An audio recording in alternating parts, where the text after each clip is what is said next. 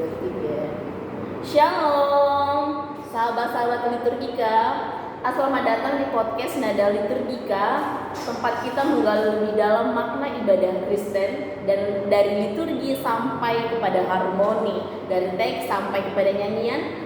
Saya Denika Munte yang akan menemani kalian di episode kali ini dengan satu tema yang sebenarnya cukup sederhana ya, tapi ketika kita melihat tema ini sebenarnya sangat dalam. Temanya adalah mengapa orang Kristen harus bernyanyi. Banyak dari kita mungkin bernyanyi setiap kali di gereja ya, setiap minggu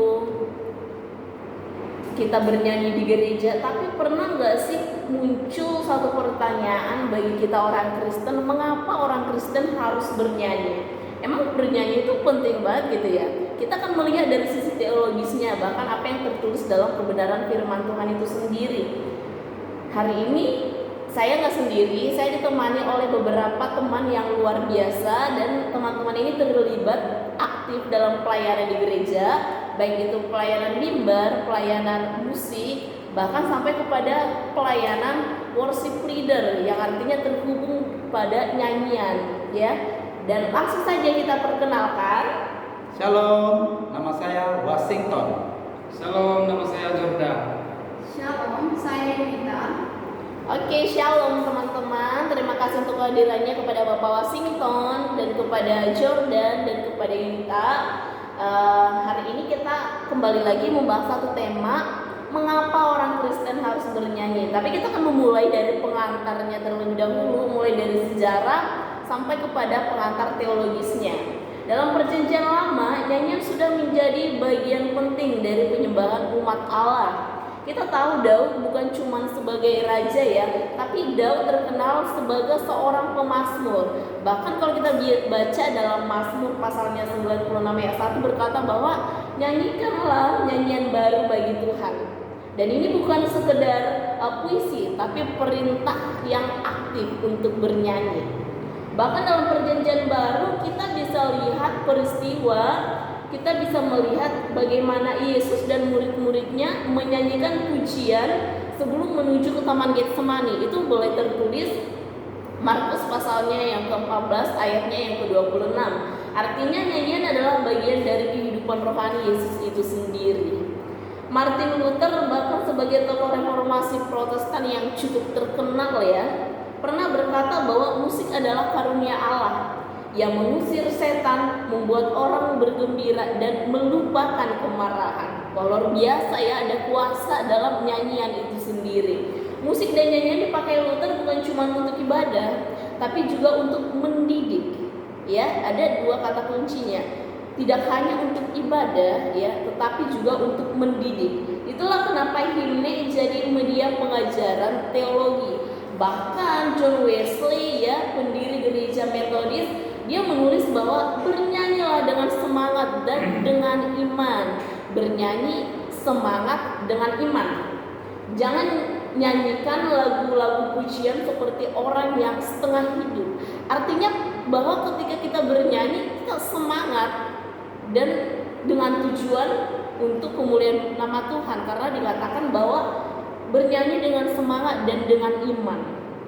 Jadi kalau nyanyian dianggap penting oleh tokoh-tokoh gereja, tokoh-tokoh iman besar yang terkenal ya, bagaimana dengan kita hari ini? Ini menjadi perenungan bagi kita, mengapa orang Kristen harus bernyanyi. Lalu Martin Luther pun pernah bilang bahwa musik adalah karunia Allah yang agung, lebih dekat dengan firman daripada apapun kecuali firman itu sendiri. Luther mengerti bahwa musik bisa mempercepat pengajaran iman. Nah, apa sih artinya musik mempercepat pengajaran iman? Itulah mengapa ia menulis banyak himne. Satu himne yang cukup terkenal dari seorang Martin Luther adalah A Mighty Fortress is Our God. Bahkan Agustinus pernah bilang, ia yang menyanyi berdoa 2 kali. Nah, artinya apa nih? Dalam dunia di mana banyak orang yang buta huruf ya, yang nggak bisa baca, lalu menjadi alat pendidikan rohani massal. Nah, itu mungkin pengantar singkat dari sejarah teologis ya.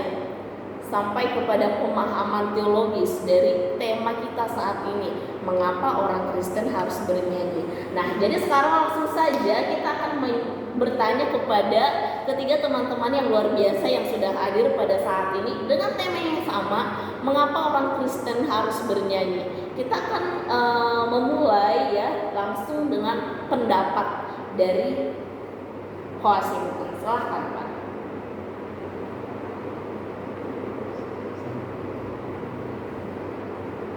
Pertanyaannya? Mengapa orang Kristen harus bernyanyi? Ya. Bernyanyi menurut saya adalah bagian dari doa.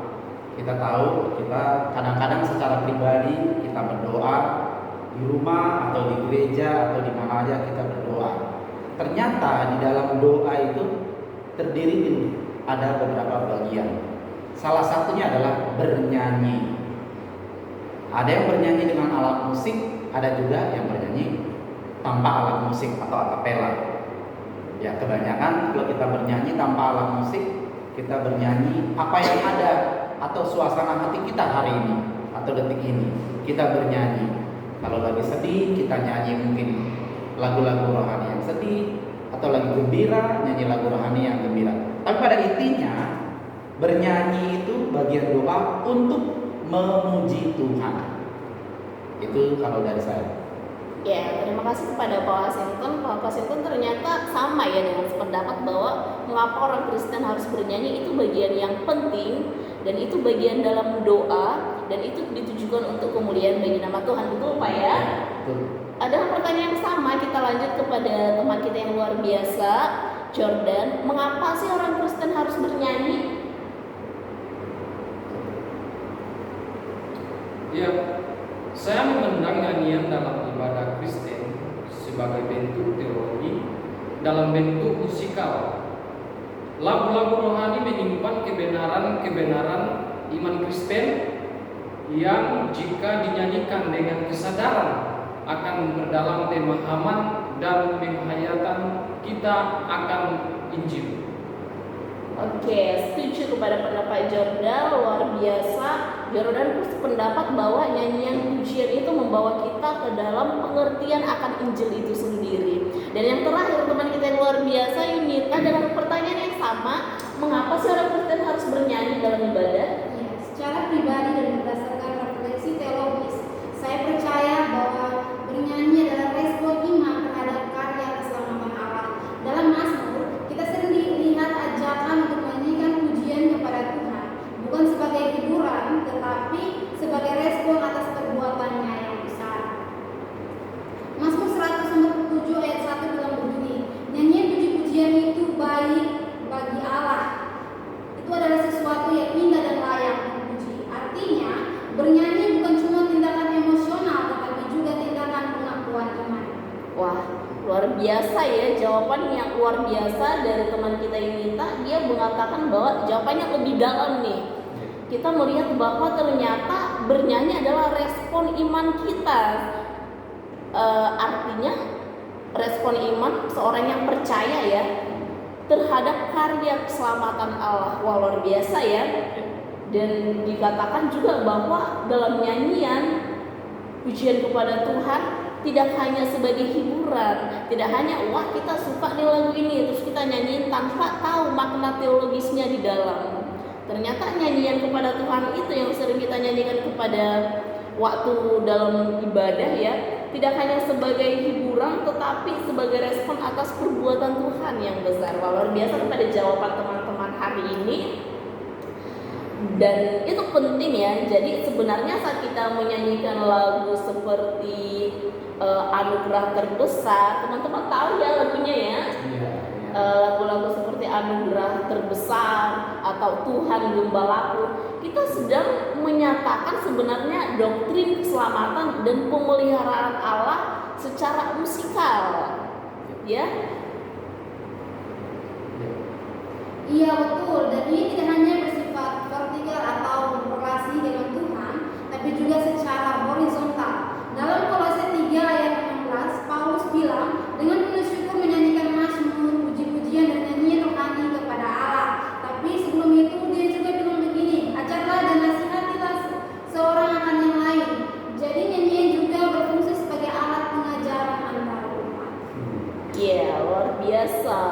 betul jawaban teman-teman bahwa mengapa orang Kristen harus bernyanyi itu adalah suatu refleksi teologis, dan kita melihat pemeliharaan Allah, dan kita juga sama ketika kita bernyanyi kita menyatakan iman kita. Betul Pak ya?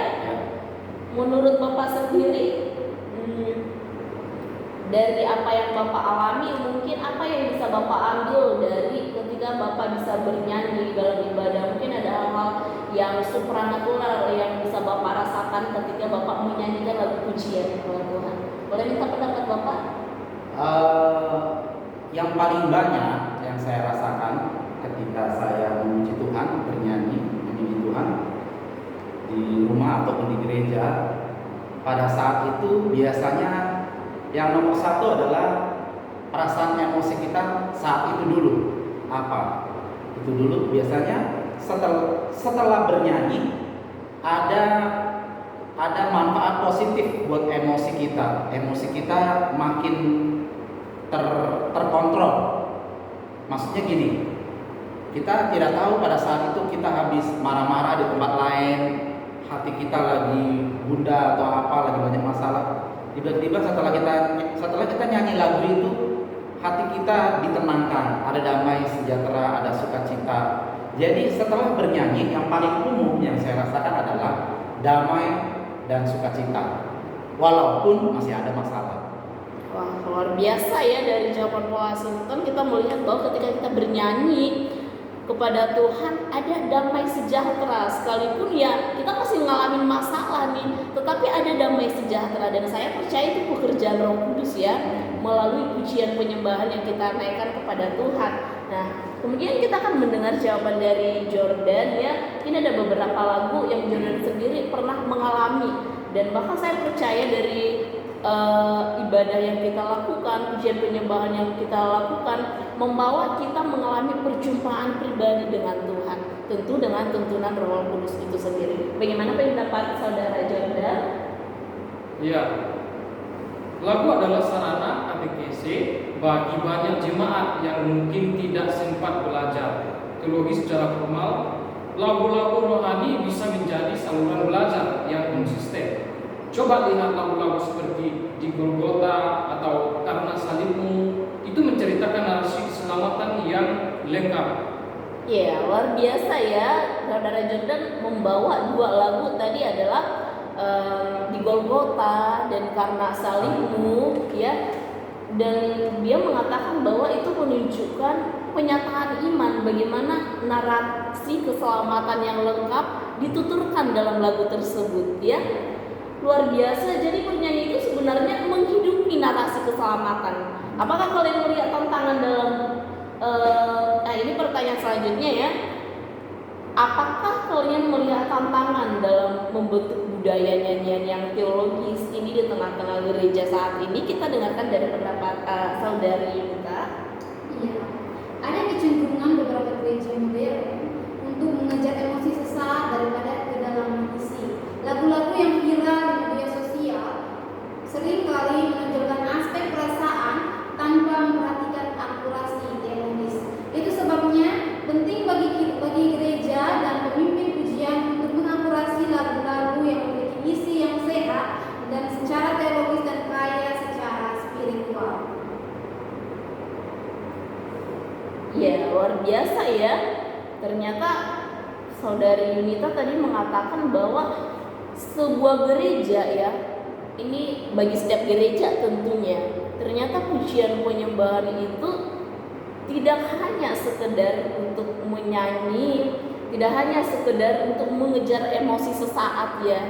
Artinya bahwa harus melihat aspek teologis dari setiap lirik, dari setiap isi, kedalaman isi lagu-lagu tersebut. Banyak lagu-lagu yang pada akhirnya viral gitu ya, bahkan banyak dinyanyikan. Ternyata ketika kita melihat dalam kedalaman isi lagu tersebut, lirik-liriknya kadang menyimpang dari kebenaran Alkitab, menyimpang daripada, kembali lagi, ternyata nyanyian itu rencana keselamatan Allah sendiri, penyataan ke dalam lagu, dan itu menyimpang. Artinya di sini saudari Yunita menyoroti bahwa penting ketika kita mempersiapkan pujian penyembahan atau bahkan nyanyian, melihat dulu nih setiap lirik, setiap isi dari kedalaman isi lagu tersebut. Tentu harus sesuai dalam kedalaman akurasi teologis, tidak menyimpang dari kebenaran Alkitab sendiri. Ya, betul ya, Saudara Yunita, dan dilanjutkan oleh Saudara Jordan. Ya, dan disinilah peran gereja lokal penting. Gereja harus memuridkan jemaat, termasuk lewat musik.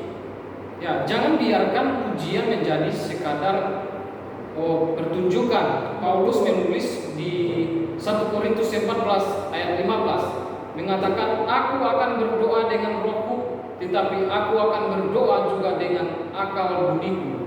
Aku akan menyanyi dengan rohku, tetapi aku akan menyanyi juga dengan akal budiku. Artinya emosi pengertian harus berjalan seimbang. Musik gereja tidak boleh dangkal. Ya, luar biasa, dari lebih dalam nih pendapat dari Saudara Jordan mengatakan bahwa dari nyanyian pun gereja bisa memuridkan jemaat lewat musik-musik yang dilakukan bagi setiap gereja. Dan lebih dalam pengertiannya, ternyata emosi dan pengertian itu harus berjalan seimbang. Ya, bagaimana dengan pendapat Pak Washington?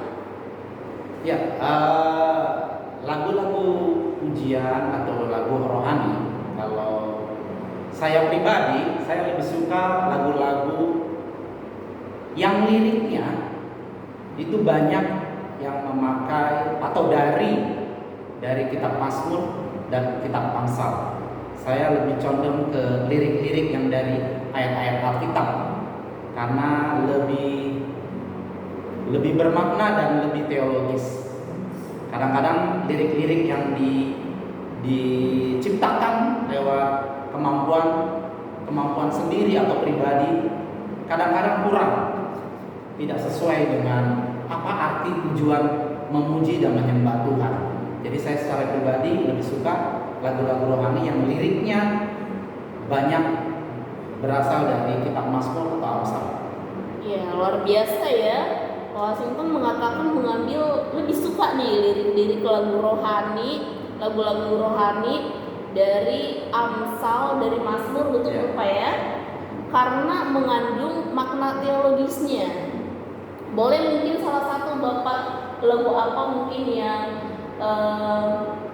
Bapak ingat dari kedua ini, kitab yang Bapak? Iya, satu lagu seperti sungai yang seperti ya rindu jiwaku, itu ada liriknya di kitab. Seperti rusa rindu sungaimu. Seperti rusa rindu sungaimu. Jadi itu lebih teologis dan alkitabiah. Iya, luar biasa ya, mengambil lirik-lirik dari. Iya, itu saya lebih suka yang dari Alkitab. Lirik lagunya. Dari Alkitab. Tadi seperti rusa rindu sungaimu. Jawaban dari teman-teman bertiga luar biasa ya. Kita melihat bahwa musik dan nyanyian itu bukan sekedar ekspresi rasa. Lalu kemudian kita melihat bahwa ketika kita menyiapkan sebuah nyanyian nih, kita tahu nih tujuan nyanyian ini ya untuk Tuhan, untuk kemuliaan bagi nama Tuhan, tidak hanya untuk memuaskan kehidupan kita. Tapi saya percaya ketika kita menaikkan pujian yang sungguh kepada Tuhan, menjadi kemuliaan bagi nama Tuhan, hati Tuhan disenangkan, kita pun ada rasa kepuasan, ada rasa damai sejahtera, seperti yang dikatakan oleh Pak Washington sendiri ya tadi ya.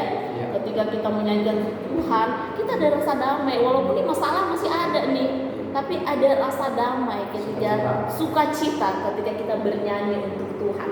Dan kita, satu hal yang paling penting ketika kita bernyanyi, kita harus melihat sisi teologis dari setiap lirik, setiap pujian, nyanyian, kedalaman isi dari lagu pujian tersebut ya, betul ya? Luar biasa teman-teman. Jadi musik dan nyanyian itu bukan sekedar ekspresi rasa, tapi harus disertai dengan kesadaran teologis dan pemahaman iman. Nah, kita akan melihat nih dari pengalaman pribadi nih dari teman-teman semua yang ada saat ini. Pernah nggak sih ada momen dimana yang teman-teman rasakan bahwa di mana nyanyian itu benar-benar menjadi perjumpaan rohani yang kuat, ya. Kita kan melihat dari jawaban dari saudari Nita. Iya, pernah ketika saya mengikuti ibadah pemakaman atau perayaan pemakaman. Nah, di situ ada sebuah lagu yang saya nyanyikan, Kau Tetap Allah judulnya. Wah, Nah, di tengah duka keluarga, lagu itu jadi pengingat bahwa iman tetap berdiri walau keadaan keluarga sedang berduka. Itu bukan sebagai sebuah hiburan, tapi bentuk pengakuan iman dalam penderitaan. wah, luar biasa ya, tadi mengambil lagu Kau Tetap Allah di situasi yang sedang ada dalam kesedihan, yang membutuhkan hiburan sebetulnya ya. Tapi ketika bernyanyi tadi judul pujiannya Kau Tetap Allah saat pelayanan pemakaman, itu menghadirkan sukacita sendiri, menghadirkan penghiburan bagi keluarga yang ditinggalkan tentunya, dan menjadi bentuk pengakuan iman dalam penderitaan. Itu ya saudari Yunita. Selanjutnya kepada saudara Jordan. Ya, saya juga pernah mengalaminya di persekutuan doa kecil saat lagu Ku Mau Cinta Yesus Selamanya dinyanyikan seorang bapak yang selama ini tertutup akhirnya menangis dalam terbuka menerima pelayanan. Lagu itu menyentuh hati karena mengandung kekuatan spiritual dan keintiman relasional dengan Allah. Ya, kalau tadi saudari Yunita mengambil lagu dari pengalaman pribadinya, pengalaman pelayanannya dari Kau Tetap Allah, ternyata saudara Jordan pun punya pengalaman pribadi nih dalam pengalaman pelayanannya, yaitu dari lagu Ku Mau Cinta Yesus. Wah, kalau kita melihat memang lirik kedalaman dari Ku Mau Cinta Yesus sangat dalam ya, menyatakan bagaimana kita mau mencintai Yesus selamanya, dan kemudian melihat bahwa lagu itu bisa menyentuh hati dan mengandung kekuatan spiritual dan keintiman dengan Allah, luar biasa. Dan terakhir kita melihat dan mendengar bersama-sama menurut dari Bapak Washington sendiri, boleh dijelaskan? Iya, saya pernah ngajarin ada satu orang Islam, saya ajarin satu lagu. Wow. Dia pengen belajar main gitar. Dia minta ajarin saya main gitar. Saya ajarin dia satu lagu yang paling mudah, yaitu Dalam Yesus Kita Bersaudara. Saya berpikir waktu itulah lagu yang paling mudah, segala umur dari anak-anak sampai dewasa mudah dipelajari. Saya kira kawan saya ini orang Islam ini hanya sekedar pengen belajar main gitar. Setelah saya ajarin Dalam Yesus Kita Bersaudara, seterusnya sampai lagu-lagu yang paling umum, ternyata puji Tuhan dia sudah menerima Tuhan Yesus sebagai Tuhan dan Juru Selamatnya. Wah, luar biasa sekali ya, dari pengalaman rohani, pengalaman pelayanan dari Bapak Washington sendiri. Dan lagu pujian tersebut ternyata mempunyai kuasa mempertobatkan orang, luar biasa sekali ya. Dan biar melalui pelayanannya setiap kita, melalui pujian penyembahan ini, mengapa orang Kristen harus bernyanyi ya? Ketika kita menggali, ternyata ada makna yang sangat dalam. Ternyata kita nggak hanya bernyanyi seperti tadi katakan, penyataan iman, penyataan rencana keselamatan Allah, bahkan mempertobatkan orang Ya, bisa. dengan pujian, dengan nyanyian. Dan kita menyimpulkan bahwa nyanyian itu mempunyai kuasa luar biasa ya. Dan jelas bahwa nyanyian adalah bentuk kesaksian, nyanyian adalah bentuk pengajaran dan penyembahan sekaligus alat pelayanan. Dan di sini saya sudah merangkum beberapa poin. Yang pertama, langsung saja, bernyanyi adalah perintah dan respon iman. Itu tertulis dalam Mazmur dan kitab Kolose. Yang kedua, bernyanyi adalah alat pendidikan dan pengajaran rohani. Itu boleh dilihat dalam Kolose pasal 3 ayatnya yang ke-16. Kemudian nyanyian menyatakan doktrin dan membentuk spiritualitas. Kemudian nyanyian punya kekuatan menyembuhkan, dan menghubungkan, yaitu pastoral dan misi. Dan yang terakhir, pemimpin ibadah perlu bertanggung jawab secara teologis dalam pemilihan lagu ini. Supaya ketika kita dipercayakan dalam pelayanan nih, khususnya worship leader ya, tentunya jadi pemimpin pujian ya, kita perlu melihat kedalaman dari setiap lagu-lagu yang akan kita nyanyikan, yang akan dibawakan dalam ibadah. Lalu kemudian itu luar biasa ya dari semua jawaban teman-teman. Ada saudari Yunita, ada Jorda, dan Bapak Wasinton sendiri. Mengapa kita harus tetap bernyanyi? Mengapa kita sebagai orang Kristen harus bernyanyi dalam ibadah? Semuanya memberikan jawaban yang luar biasa. Sahabat-sahabat Seiman, hari ini kita berbincang cukup panjang ya. Tapi saya yakin percakapan ini hanya awal dari perenungan yang lebih dalam. Mengapa orang Kristen harus bernyanyi? Kita telah mendengar bersama bahwa nyanyian bukan sekedar bagian dari liturgi nih. Ia adalah liturgi itu sendiri. Nyanyian itu adalah liturgi itu sendiri. Dalam nyanyian bukan tambahan dari ibadah, ya. Garis bawahi bahwa nyanyian bukan tambahan dari ibadah, melainkan tindakan ibadah yang esensial yang berakar dalam seluruh tradisi iman Kristen sejak zaman Alkitab hingga gereja masa ini. Gereja yang kita ada di zaman ini sampai saat ini. Kita menyanyi karena kita diciptakan untuk menyembah, ya. Kita menyanyi karena kita ditebus untuk memuliakan. Memuliakan siapa? Yaitu Tuhan Yesus itu sendiri. Dan kita menyanyi karena suatu hari kelak ya, kita bisa bayangkan di hadapan tahta anak domba yang lurus, kita akan menyatu dalam nyanyian surgawi yang tak akan berkesudahan. Dan itu bisa dilihat dalam Wahyu pasalnya yang kelima, ayatnya yang ke-9 sampai ayatnya yang ke-10. Saya mengutip dari kata John Wesley ya. John Wesley ini adalah tokoh besar Metodis. Dia mengatakan bahwa sing lustily and with God courage, beware of singing as if you were half dead, half asleep, but lift up your voice with strength. Apa sih artinya? Bernyanyilah dengan sepenuh hati dan kesadaran, sebab nyanyian adalah bentuk doa yang bersayap, yang terbang dari hati ke surga. Jadi ternyata nyanyian itu bukan sekedar ngasal gitu ya. Di tengah dunia yang bising oleh keluh kesah, nyanyian Kristen menjadi kesaksian. Di tengah budaya yang instan, nyanyian Kristen mengajarkan ketekunan. Dan di tengah kekacauan batin, nyanyian Kristen membawa kita pada keselarasan ilahi. Karena musik dan pujian menata jiwa kita menurut nada surgawi. Saudara-saudara seiman, jangan biarkan pujian hanya jadi rutinitas. Jadikan itu perjumpaan pribadi dengan Allah. Jangan biarkan lagu rohani jadi hiburan semata yang hanya sekedar untuk menyenangkan, ya, menyenangkan pribadi. Jadikan itu menjadi menyenangkan hati Tuhan. Dan itu menjadi penyataan iman kita sendiri sebagai seorang penyembah.